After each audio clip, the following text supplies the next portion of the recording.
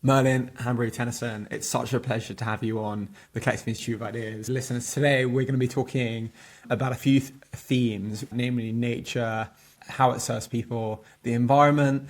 And Merlin, you beautifully share so many personal ways in which your life has been connected to nature.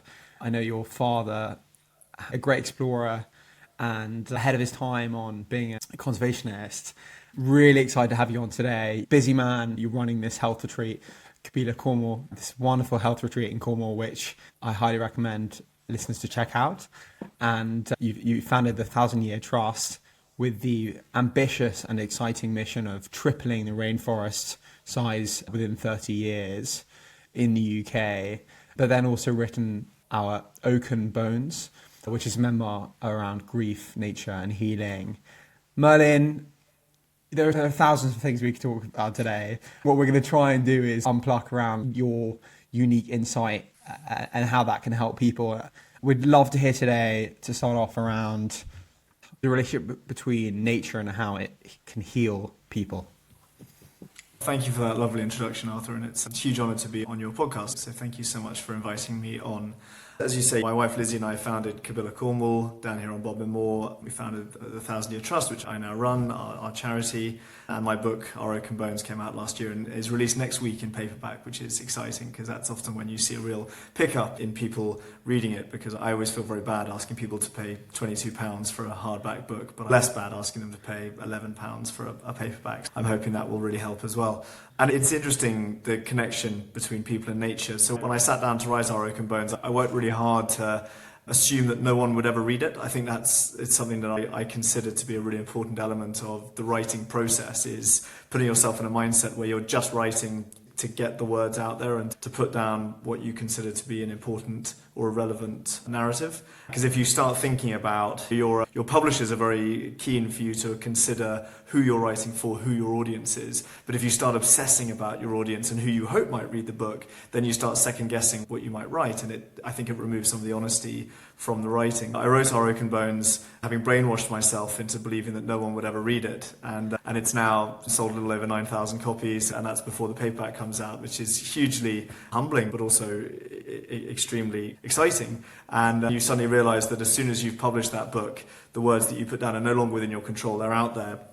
And it's my favourite thing when people write to me and say that the book has touched them, or that it's helped them through a dark period, or that they've really resonated with it, which people are doing more and more, because it's really important that we start to consider more and more how humans and nature are inherently connected. It's actually, I think we need to move away from this conversation of talking about humans and nature, because when we're very clear about explaining to people that humans are a part of nature, not apart from nature, we live in this kind of Judeo-Christian prison of being told that we are separate to the natural world. The whole precept, the concept of many monotheistic religions is that humans are built in the image of a god, a sky god, and that we are placed in dominion over nature, and that means that we are not a part of nature, we are its overlord.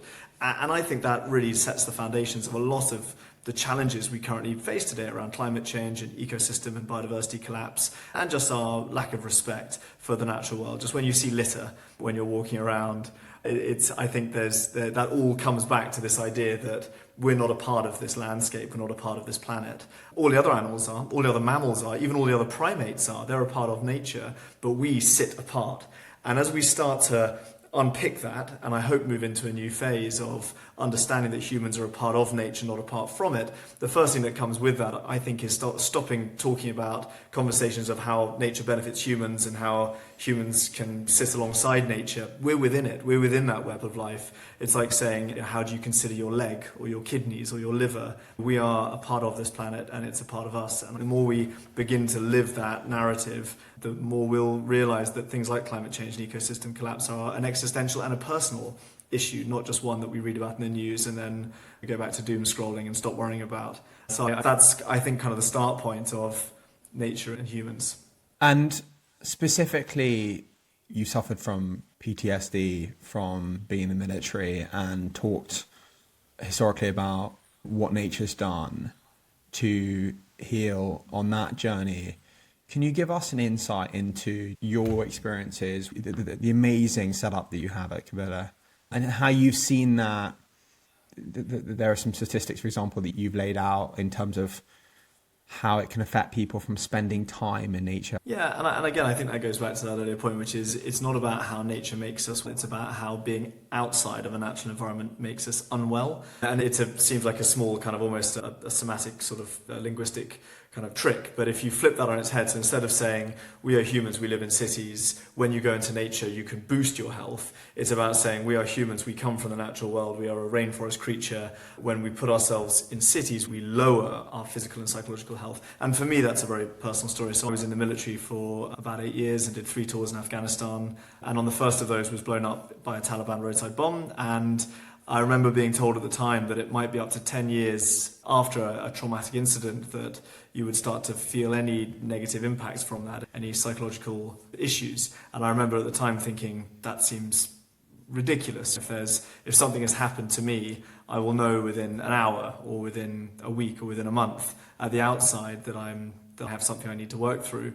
And it was almost 10 years to the day after being blown up in Afghanistan that I had a mental health breakdown and was diagnosed with complex PTSD. But at the time I was working for a big four management consultancy in the heart of London. And so I'm also very clear to point out that I don't think we love binary answers to complex problems. We love to go, oh, you were blown up in a roadside bomb, you now have PTSD, that's 2 and 2 equaling 4, that's very simple. Actually, it's a much more complex picture than that. Yes, there were elements of things that happened to me in Afghanistan that contributed towards moments of poor mental health that I've had. But I think just as much of a contributing factor was living and working in the heart of London in an extremely fast-paced and busy environment with very little support and psychological safety and very little nature surrounding me to help me to be well. And so I think there's elements of many things that feed into it. We can very easily compare physical and psychological health in a helpful way. So if you suffer from a bad back or a trapped nerve, there might be one thing that made that happen, but it's likely to be a whole series of contributing factors: your posture, the job you have, an injury you suffered. Why a relationship ends, why businesses fail. Such an interesting theme. But sorry, I keep going off on tangents on your questions. You asked me more about the setup we have here at Kabila. Yeah, I was really lucky that when I had a breakdown in 2017, that I grew up on this small upland hill farm on Bodmin Moor in Cornwall, which is it's a 240-acre farm right up in the middle of Bodmin Moor, and it's about 1/3 ancient woodland. It was all we knew at the time, was it was being referred to as ancient woodland. I didn't really know what that term meant. I'm sure many of your listeners won't really have thought about that either, because why would you? But I'd grown up being told it was ancient woodland, and so that was about 70 to 75 acres of ancient woodland, and then about 145, 150 acres of grade 4 grazing land, traditional upland hill farming, the kind of sheep farming that everyone will be familiar with from Wales and Dartmoor and Bodmin Moor and the West Highlands and Cumbria, places like that. And I was very lucky to be able to come home and heal in this valley. And I noticed I was spending all my time not on the grazing land, but in the woodland, and feeling much more restored and much better. So it lent me down a pathway of starting to study what it was about this habitat that made it so special. And first I started to figure out what ancient woodland was, and I found that in the UK we call ancient woodland anything that's been around since before the year 1600. So if it's 400 years old or older, it's in inverted commas ancient. And to a human that might feel very ancient. If you met a 400-year-old person, they're probably a vampire and they're very ancient. But actually, when you think that our paramount native deciduous woodland tree in the UK is the oak, and oaks have the ability to live for 1,000 years, these are 1,000-year creatures.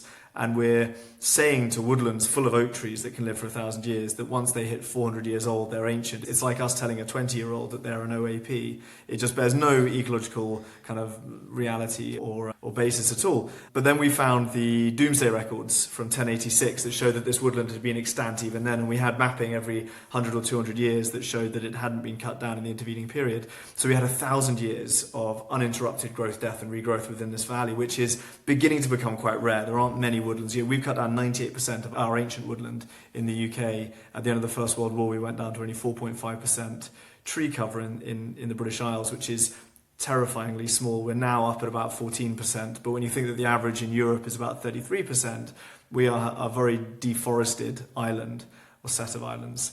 So we knew that this woodland had been around for 1,000 years.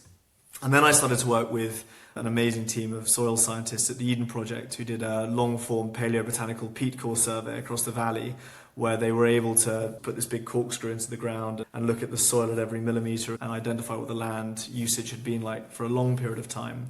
And they were able to show that the forest is actually at least 4,000 years old, which makes it one of the oldest forests or in the west of England, if not in England. And it was at about this time that people started to use this term Atlantic temperate rainforest, which was one that I wasn't familiar with and many people still aren't. When we think of rainforest, we tend to think of tropical rainforests, and that makes sense because there's a huge amount of tropical rainforest that remains between the tropics of Cancer and Capricorn, and it's a hugely important habitat. We've cut down about 50% of it, but there's still a lot that remains, and it's the lungs of the planet. But we've cut down about 99% of our Atlantic temperate rainforest, which was a belt of incredible habitat that ran all the way from Bergen in southwest Norway down to Braga in northern Portugal. So that whole belt of Western Europe.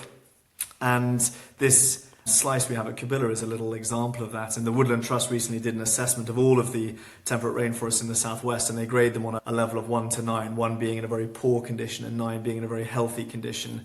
And the Kabila rainforest is the only level 9 rainforest west of Bristol. So it's in a really healthy condition. And then we started to work with more universities, places like the University of Exeter, Plymouth, the Eden Project, Zurich, Loughborough, Falmouth, and do these studies on this habitat to start to identify what it is that really makes them special.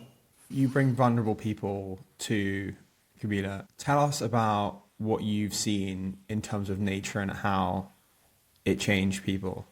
The first thing that Lizzie and I began to identify was that not only was farming on the uplands no longer going to be a profitable way to try and make a living on this land, especially on small farms, but it was also doing a lot of damage. So the way that we farm sheep in the UK is often quite ecosystem damaging. And so we removed the stock, and then we looked at a different business model for farm diversification. So we built our business, Kabila Cornwall, which is a wellness retreat centre in the heart of the farm, in some converted barns with some cabins surrounding it. And we began to bring in groups like veterans suffering from PTSD, NHS nurses suffering from stress and burnout, which post-COVID was a real issue, professionals from the corporate environment who needed to get away. And we did 3-day retreats where we brought in a range of highly skilled practitioners in things like yoga and Pilates and somatic therapy, breathwork, sound therapy, cold water immersion. And we put people through a sort of 3-day package of healing. And to this day, we've done 168 of these retreats, had about 4,000 people come through. And I try and judge everything we do based upon what I call the tear rate, which is the positive emotional outpouring that people have while they're staying. And we run at about a 65% tear rate of people who break down in tears when they're in the valley. I'm trying to get that up to 80%. That's the marker I think will be a marker of success. But and we have a lot of people who come back and a lot who get in touch and say how life-changing it's been. And I think that there's it's almost like a shock factor when you go from being in a state of your sympathetic nervous state, your fight or flight, which most of us spend far too long in. We evolved this state of adrenaline pumping, cortisol raising, autoimmune state for very fractional moments of time when we're running away from a lion or a tiger or a bear. And we now, because of urban environments and the state of urban living and corporate life, end up spending far longer than our bodies evolved in these states, which can really learn to burn out and lead to burnout, stress and fatigue. And I think when you bring people down into such a peaceful environment, their body's almost shocked into a state of homeostasis and parasympathetic nervous state, which is a beautiful thing to witness. And there was a stat that you mentioned around how exposure in an environment of nature can change your body even after 3 weeks. Just spending 30 minutes in an old-growth native deciduous forest like the temperate rainforest that we have, your cortisol level drops to a level that can still be measured up to 2 weeks later. So even if you go back to living in a busy urban environment, the impact lasts for 2 weeks. There are increasingly more studies, but one of the things we're really working on here is to increase that science around research into cancer patients, where with people with very early stage cancer, they've seen their T killer rates increase and the growth of tumours reduce from being in old growth forest environments like this. There's lots of studies, or increasingly studies, not enough, into things like attention spans, into memory retention, into all sorts of things which are improved. The sense of awe is the most important one, but also depression and mental health. So both the physical and the psychological, which of course we're learning that the barrier between what is physical and what is psychological is becoming ever increasingly blurred. Your gut health impacts your mental health. Your posture can impact the way your brain functions. There's all kinds of crossovers, and these ancient environments really benefit us in a whole myriad of ways. And can you give us an understanding as to the difference between being in an ancient environment versus, let's say, a walk in a park? I'm lucky that I get to be incredibly one-track minded when it comes to habitat restoration, that I am focused on Atlantic temperate rainforest, and those tend to be ancient environments. They don't have to be. You can have young temperate rainforest, but the ancient ones have an incredible amount of interconnectivity and equilibrium as a result. And the real difference, and this is something that is one of our failings as humans, is we're very focused on our five senses. So the things that we can see, smell, taste, touch. And if we can't perceive it in those five senses, we struggle to attribute value to something. Now, walking through a young woodland, and most of our woodland in the UK was cut down in the from the mid 1700s till the mid 1900s, because that was when we were really expanding our empire. And to build a single ship of the line would take 6,000 mature oak trees. So these ancient woodlands would be absolutely decimated to produce ships. And then when ships became metal, it was for things like mining props, the butts of machine guns and rifles when we were fighting warfare, house building, wood fuel, and all of these sorts of things. So our woodland's been really smashed, which means the majority of the woodland you walk through in the UK now will be probably less than 200 years old. The Forestry Commission was founded at the end of the First World War, I think in 1919, to re-timber the UK, which is why we see so many forestry blocks with Sitka spruce and Douglas pine, things which are non-native to the UK, but they're quick-growing softwood varieties, and they give us our planking and our wood chip and our pellets, because they were planted on lots of deforested areas that would formerly have been oak and hazel and rowan and willow and birch and alder, are sort of native woodland varieties. And the real difference when you walk through these habitats is what's beneath our feet, what we can't perceive. And more studies are being done into mycelial fungus and mycorrhizal networks. When you think that there are three kingdoms of life, there's the animal kingdom, there's the plant kingdom, there's the fungal kingdom. And we spend a lot of energy and attention on the animal kingdom and the plant kingdom. And we've discovered them, not all of them, but the majority of these species across the planet. Mycologists think that we've discovered about 4% of the fungal species, or named 4% of the fungal species on the planet. So it's an extremely vast and diverse kingdom of species. And the mycelial fungus that sits beneath the soil, and is quite slow growing, so it tends to be in older growth forests, creates this connectivity and this connective network called the wood wide web, this connective tissue that holds these forests together and can pass resources, can pass pheromones, can pass electrical signals between the different trees, which allows them to operate less as a load of islands within a newly planted area and as one cohesive organism. And so in the same way that now that more and more campaigners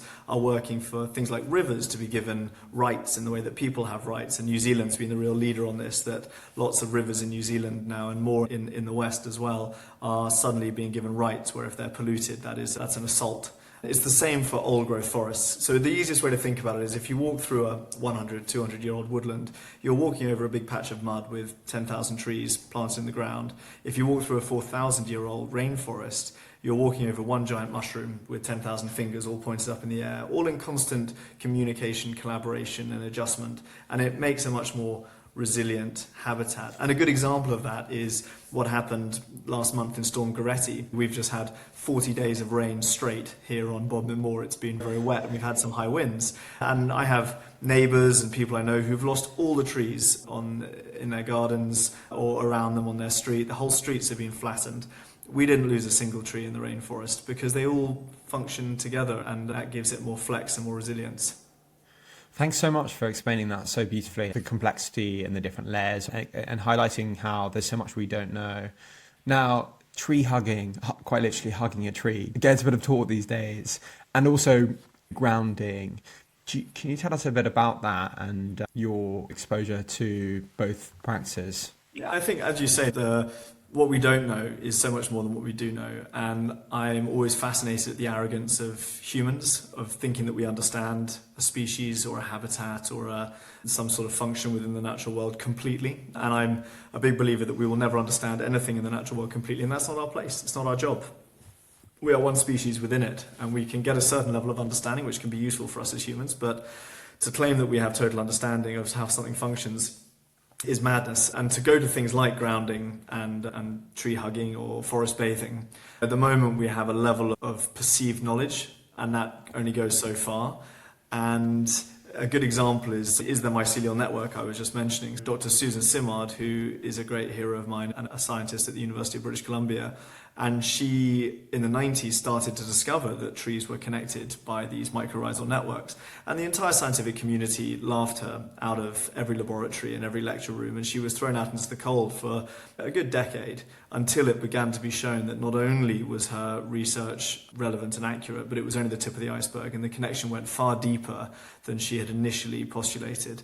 And I think that's a good example of when it comes to things like grounding, forest bathing, nature connection, spending time amongst these ancient species. We currently sit here and we think of ourselves as distinct from them and separate from them as humans, but our skin is a partially permeable membrane. When we breathe things in, we put these terpenes and phytoncides that these trees secrete, these volatile organic compounds, into our bodies. Our bodies recycle every 4 years. Every part of you will be a part of the natural world within 4 years.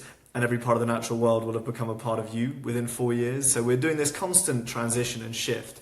And the idea that actually spending time in ways that our ancestors, ways that we evolved within the natural world might benefit us physically and psychologically has a lot of strong basis behind it. So I think we need to be more open-minded, we need to do more research, and we just need to trust also that nature often has the answer that we don't have the capacity to fully understand.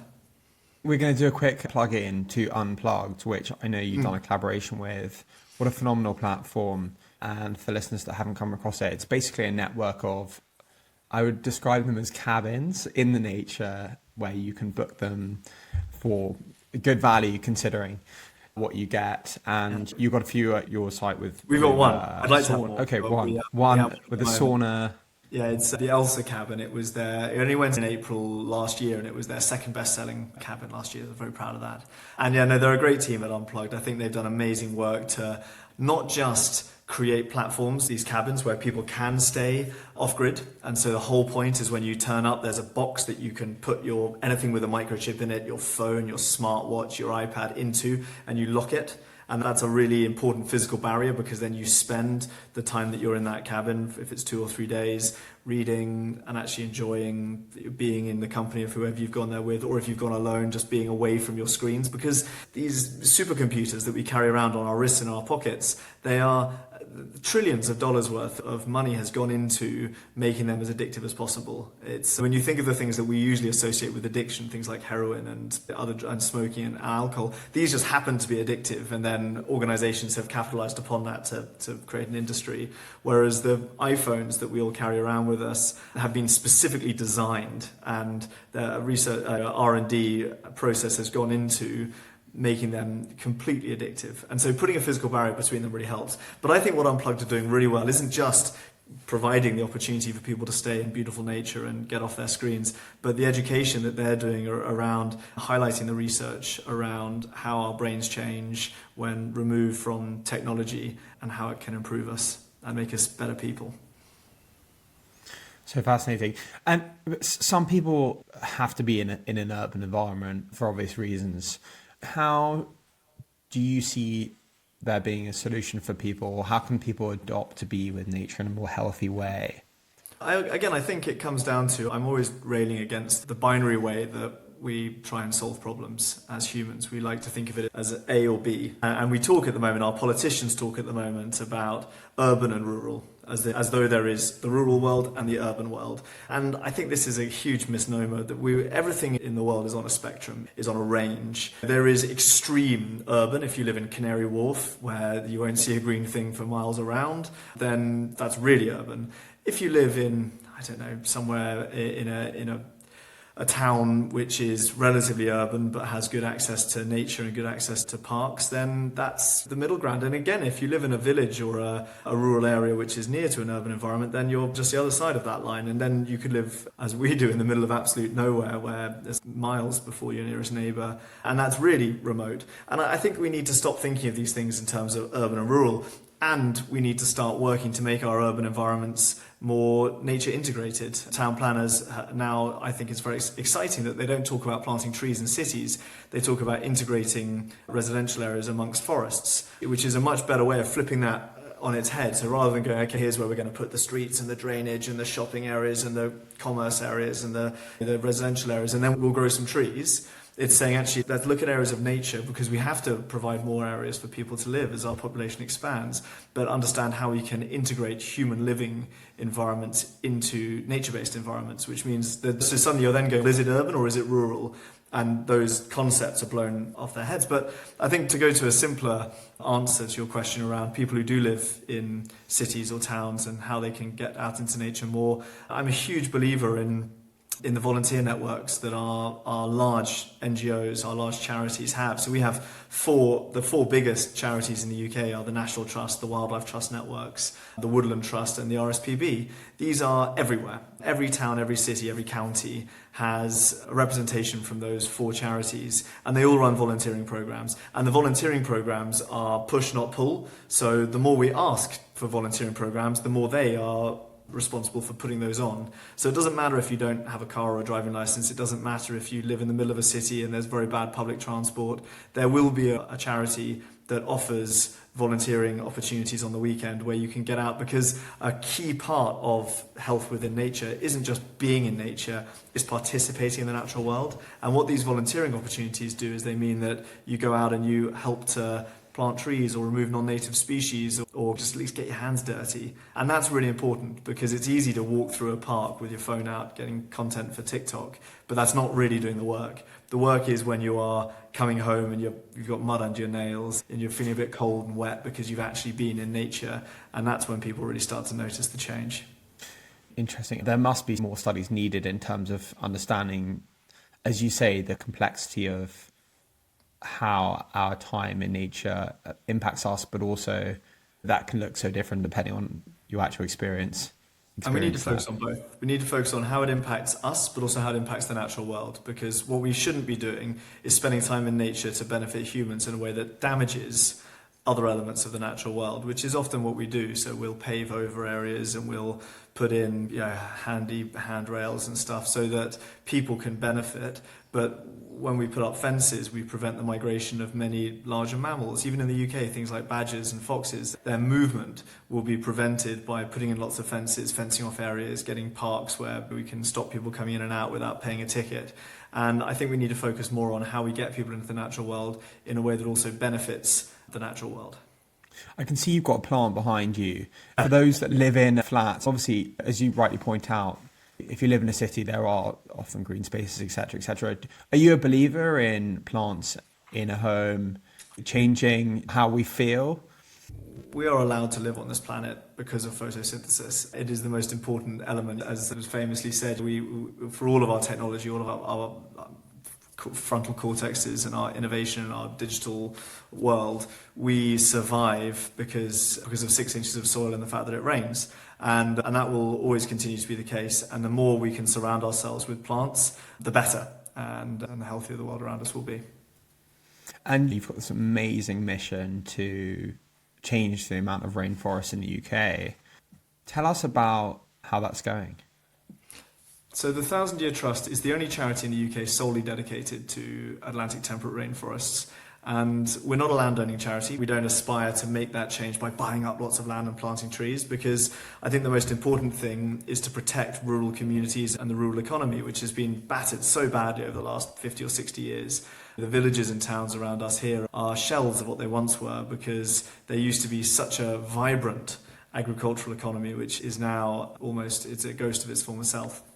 So I think that I'm not in favour of charities buying up land chucking people off and bringing nature in. Again, going back to my point earlier, that we are very much a part of that living landscape, and therefore we need to find ways with our growing population of integrating humans into these landscapes and making sure that when you return rainforest to an area, you provide more jobs than were in that area before. I think that's really important, and more opportunities for people to access beautiful nature. We shouldn't be fencing it off and saying it's not for humans, it's for nature. I think that's totally wrong.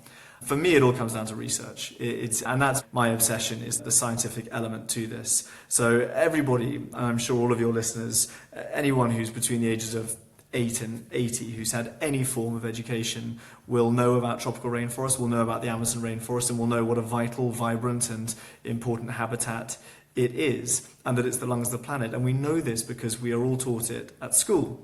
All of our politicians know it. There are many laws being passed to protect these habitats and to try and stop the illegal logging and the legal logging that happens, and the slash and burn agriculture that happens in these habitats as well. And yet very few people are fully aware that Britain was once a rainforest island and that we are a rainforest people who live upon that island, because we've cut down 98 to 99% of our Atlantic temperate rainforest, and we did it over the last 3,000 years, so it's a much longer term problem. So what really engages me, so we did 20 MSc dissertations and 6 PhD theses last year in the Kabila rainforest with the different universities, the UKRIs that we partner with, all of these amazing universities and institutions. And it's the most important work, because what we don't see is the trickle-down effect of peer-reviewed science being produced, is that it turns into white papers, that turns into government policy, that turns into laws and funding, that turns into school curriculums. You know those little moments that lift your day? A smile, the sun coming out, or a piece of chocolate? Audrey's Chocolates have been handcrafting chocolate for over 70 years. Chocolate to die for. It comes in beautiful boxes that make for the perfect gift. Or bars of chocolate that feed daily joy. Discover your moment of joy by visiting audreyschocolates.co.uk and treat yourself to 10% off using the code The Collective 10. So if you're a young conservation scientist just starting off on your career and you want to have a career in rainforest research, you're almost certainly going to do that in tropical rainforest research, which makes sense because there's a lot more tropical rainforest around the world. But there are also hundreds of universities with dedicated courses to tropical rainforest research. There are dozens of research institutes that provide millions and millions of pounds of funding every year to tropical rainforest research. And there are also, I think most importantly, lots of opportunities, because there are dozens of research stations around the planet in places like Costa Rica and Peru and the Amazon and the Congo Basin and Borneo and Malaysia, where as a young scientist you can travel to a tropical rainforest and join a multi-year, multidisciplinary research team, contribute to peer-reviewed papers, burnish your career and create that impact on government policy, school curriculums and societal opinion. If you want to be a part of researching and restoring Atlantic temperate rainforests, as we do in Western Europe, there is a single university course that focuses on that habitat. There isn't a single research institute that provides funding towards it, and there isn't a single research station where you can go and actually do that work, which means this habitat is starved of the attention it needs from the scientific community, the research that would be produced by that scientific community, and the impact that would have upon politicians and the school curriculum, which means that no one knows about British rainforests and no one cares, and no one loves them because no one knows them, and no one's saving them because no one loves them. So what we're doing here, and 2026 is our big year for this, is we are building on Bodmin Moor Europe's first Atlantic temperate rainforest research field station, a place where scientists, academics, researchers, journalists, maybe even the occasional well-behaved politician will be able to come to an Atlantic temperate rainforest, a 4,000-year-old one, and conduct that really vital research to get these habitats back on the agenda. And that, I believe, is the lever that will allow us to triple the size of them. Because if all of the landowning organisations, the big ones like the MOD, the Forestry Commission, the National Trust, the Woodland Trust, organisations that own tens, hundreds, even over 1 million acres of land, see the science and see the funding coming down from government and the protection from government, they will restore that habitat, and that is how we triple the size of it.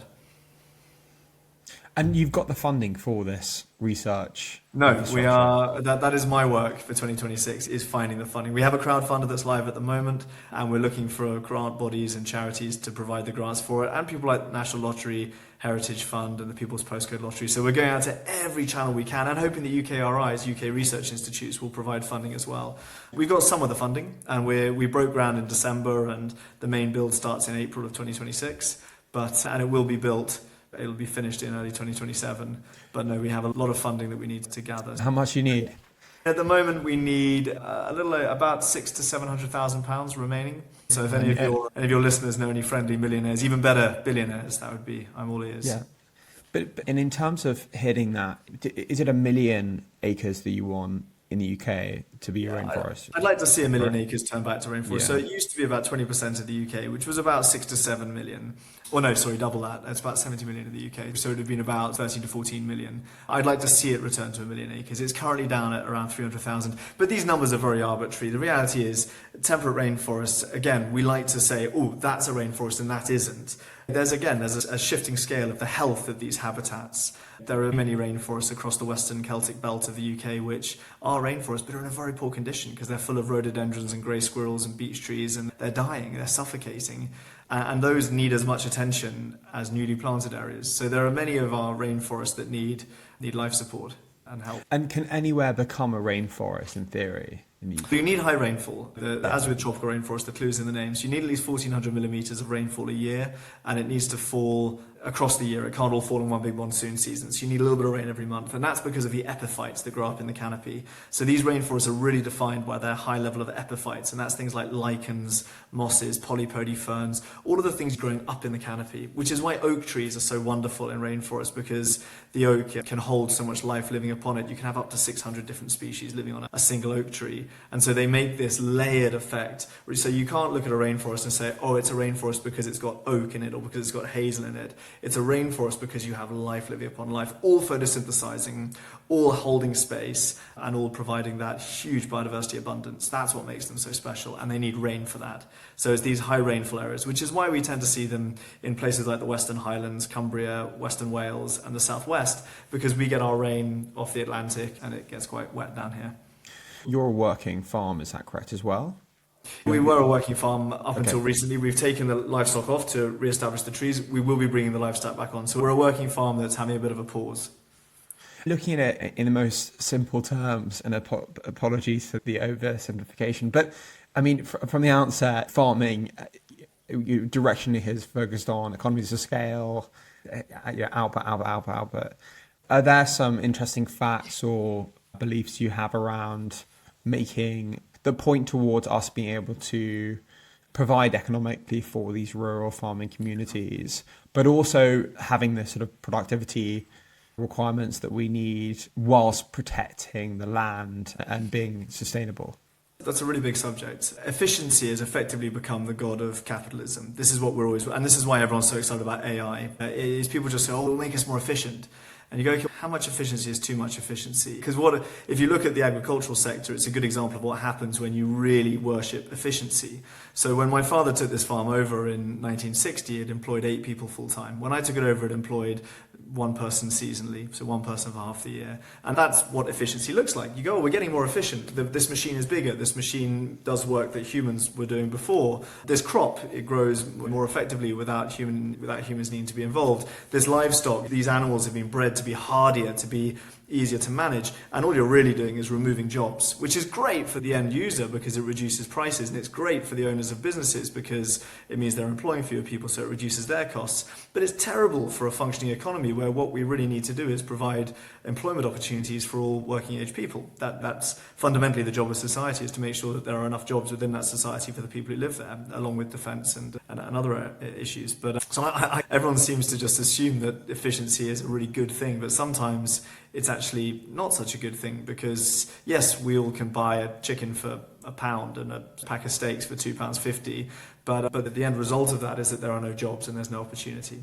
And so this is something that the Common Agricultural Policy really did to the UK, and we have this wonderful opportunity moment now that we've left it. And when we talk about food security, which is always an issue that people bring up, and it's used usually to shut, the 2 things that are often used to shut these conversations down are how will we feed ourselves if we plant more trees, and what about cultural identity? And cultural identity is a very short-term thing, with shifting baseline syndrome that we all suffer from as humans. Usually goes back, maybe if we're bold, as far as our grandparents or our great-grandparents. But when you think in terms of an oak tree's lifespan, actually we should be viewing our cultural identity to be a much longer arc of time. But food security is also an issue that we use as a shibboleth to close down conversations. We use 22% of UK farmland for sheep farming. It provides less than 1% of our calories. No one is using lamb or mutton as a staple food. It is an occasional, it's a luxury. People generally eat it at Easter and maybe a little bit throughout the year as a treat when they go to the pub. But very few people view lamb and mutton as a staple food. What we want in this country, what people actually mean when they say food security, is they want choice security. We produce 58% of our food in-house in the UK, which is a lot better than most countries in Europe, many countries around the world actually, because we are a very productive landscape. And the 42% that we import from overseas, much of that is avocados and bananas and strawberries in December and blueberries in February. It's food that we want, not necessarily food that we desperately need. If it comes down to an issue of whether actually it's food security or food choice, what most of us want is to be able to walk into a supermarket and choose whatever we want to eat, whenever we want to eat it, any day of the week. And go, actually, I'm going to have a korma tonight, and I'm going to have a pizza the next night, and I'm going to have a lasagna the night after that. That's what we think of when we think of food security. That's not food security, that's choice security. It's the ability to have whatever we want, whenever we want it. And we need to start asking difficult questions, which are, is it possible to have a healthily functioning ecosystem and have completely unfettered choice over when there are 70 million people living in the UK and 8 billion people living on the planet? Or do we actually need to be a little bit more mature, I'd argue, in terms of going, we need to start eating seasonally and we need to start eating locally. And we also need to stop putting a third of all the food that's grown in the UK into landfill, which is what currently happens. And governments need to support people to eat healthily, because the fact that 64% of people in the UK are overweight and obese is because prices are suppressed on unhealthy food through subsidies, and prices are inflated on the food we should be helping people to eat because there's no subsidies on them. And we need to be supporting people to eat healthily, making time and educational opportunities for them to do that, and making it harder for people to eat junk, which is currently so heavily subsidized that people are becoming unhealthy because of the mechanisms we've put in place to force them to. So I think when you unpick all of those issues, when we start growing the things that are native to an area, when we start eating seasonally, we stop wasting everything into landfill, and we start educating people to eat a healthy calorific amount of healthy food, then you would unlock so much land which is currently being misused for nature restoration activities and for future-based innovative farming practices. Even just moving from sheep to cattle on these landscapes allows the regeneration of woodland. Sheep is a totally non-native creature to the UK, and as a result it's quite ecosystem damaging. It will eat any sapling that starts to grow up. Whereas native breed cattle like Highlands or Dexters or Galloways will work far better within a wood pasture landscape. So these are some of the things that I think we can do and actually bolster our food security whilst restoring ecosystem health. Clearly some complications there. Who is, to you, someone who has so much capacity and already is perhaps moving us directionally towards a more sustainable way of living in the UK or on a global level that you think should get more attention? I'd encourage everyone to look at Henry Dimbleby's book Ravenous, which absolutely explains this issue extremely effectively. He was asked by Boris Johnson's government to write a national food strategy. When he wrote it, the government didn't like it because it basically meant having to change a lot of laws and reduce subsidies in certain areas and increase them in others, reduce the amount of sugar that we eat, increase the seasonality and health of the food that we eat. So they buried the strategy that he wrote. So he just took it and repackaged it into a book that's become a bestseller called Ravenous, which blows this entire issue open. So I'd massively recommend that. I'd recommend Gabe Brown's Dirt to Soil. That's an American book about the regenerative farming and mob grazing and silver pasture movement. A lot of that's happening here in the UK now. There's a lot of great books about regenerative agriculture and actually how we view farming as something which is inevitably going to damage the natural world. But actually most farmers love nature and the natural world more than anybody and are the best stewards of that landscape. But farmers are also people who are very financially strapped and therefore have to do whatever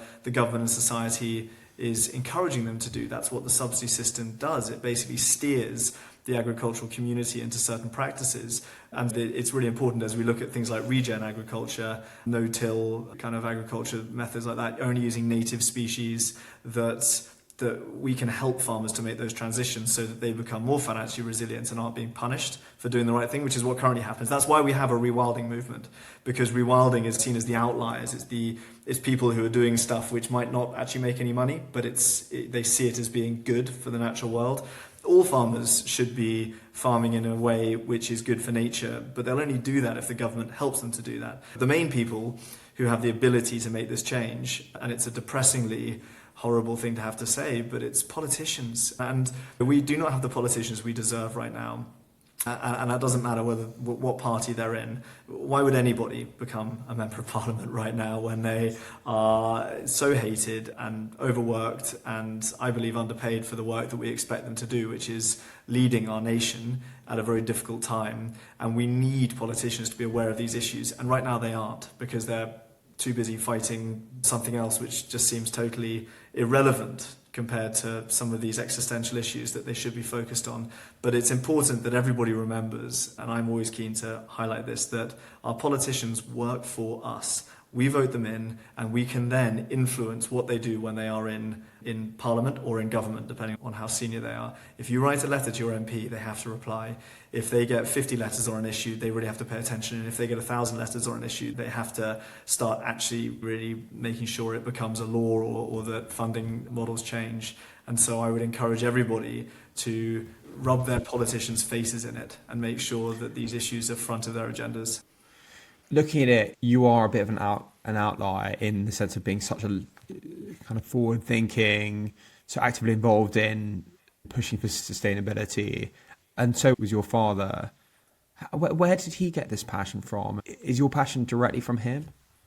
I think most of it probably is. I write about a lot in my book. It's dedicated to my father, and a lot of it is about him and about his relationship with me. And he still lives with us. He turns 90 in a couple of months. We're heading out to the rainforests of Borneo to celebrate his birthday, which is a place where he's been many times and ran along. Still the longest and largest expedition that the Royal Geographical Society ever launched back in 1977 and 1978, where they spent 15 months in the rainforests of Sarawak with 120 scientists, and they were just unlocking the rainforest code. It was really the first expedition that demonstrated scientifically how important tropical rainforests are, and they were discovering dozens of new species every day, which were really important to our understanding of how our planet functioned. And we still only understand less than 1% of how our planet functions, but expeditions like that did a huge amount of work for it. I'd be interested to hear what he would say about where his passion for this came from. He's come from not just a different generation, but in many ways several generations back. He was born before the Second World War, remembers the Second World War, and we don't have enough people in our society who remember the horrible wars like that anymore, which is why we're barreling towards potentially the next one, which is a terrifying thing.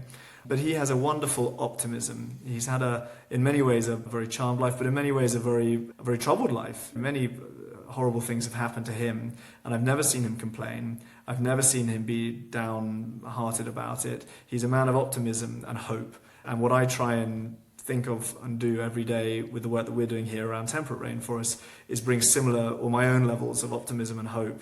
And it's why I called it the 1,000-Year Trust for our charity, because I think one of the problems we have is that we view these issues under human timeframes and political and corporate timeframes. We say, right, can we fix climate change by 2030? And no, we can't. Of course we can't. That's a drop in the ocean on a geological or even an ecological timescale. It's only interesting on an anthropological timescale. And we need to start being a bit bolder in our thinking. Because if you imagine the UK, let's say, in 1,000 years' time, I have no doubt in my mind that the British Isles in 1,000 years' time will have a lot more nature. Humans who live on the British Isles will live in harmony with nature. We'll have beavers on every river, probably wolf packs roaming across certain areas, lynx in the forests, eagle owls in the skies. A lot of the nature we've lost will have returned. And the humans who live here will be healthier and happier and more in harmony with the natural world. I think that what we have right now is a choice for how we get from 2026 to 3026, that 1,000-year timeline. And one option, the one that we're currently on, the tracks we're currently careering along, looks a lot like a Mad Max movie. It involves lots of leather and souped up diesel engines and cannibalism and warfare and deserts and horribleness. And that lasts for a few hundred years. And then we start to grow up and realize that we will only live in harmony with this planet when we start respecting it. The other option, which I think we still have the chance to get on, is one where we start behaving now.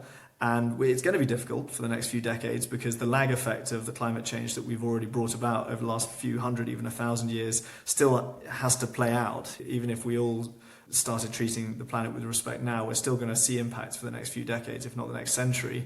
But we can make that change now. and live in harmony with nature and still get to the same endpoint. That's the important thing. The endpoint's the same. In 1,000 years' time, we are still in that wonderful bucolic setting of living in harmony with nature. The choice we have is how we get from A to B. Is it fighting against the natural world, or is it working in partnership with it? And if we choose to work in partnership with it, it's harder in the short term, but it will be more beneficial in the long term. Merlin, thank you. We're going to jump to the quickfire questions now. 3 things you get joy from.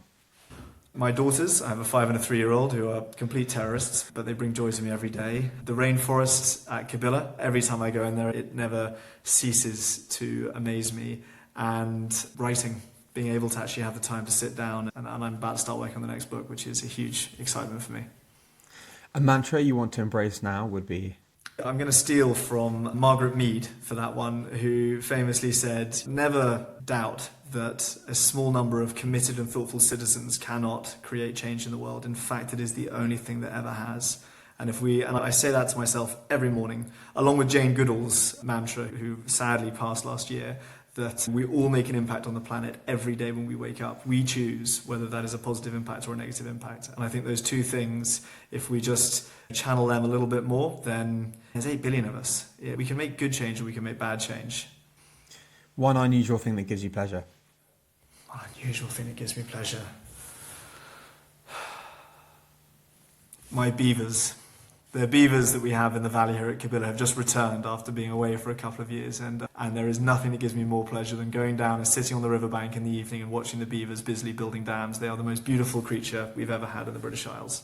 It's wonderful to see them coming back. Please send that photo. We'd love to post that. A favourite book, film, or artist that isn't obvious? Arnold Schwarzenegger. I'm a huge fan of Arnold Schwarzenegger and his work. He was the most successful athlete in his category of the 20th century, the highest paid actor of the 20th century, and one of the top politicians on the planet. I think he's often seen as some meat-headed muscle man, but actually he got there from quite humble beginnings with nothing but self-belief and determination and optimism, and everyone told him he was going to fail at all 3 of these things. He wasn't going to be a bodybuilder, he wasn't going to be an actor, he wasn't going to be a politician. He believed and he made it happen, and I think that if we brought a little bit more of that thinking, and his recent book, Be Useful, I'd recommend to anybody. It's got the same publishers as mine, and it's a brilliant guide for life. Merlin, thank you so much today. It's been a pleasure. Thank you, Arthur.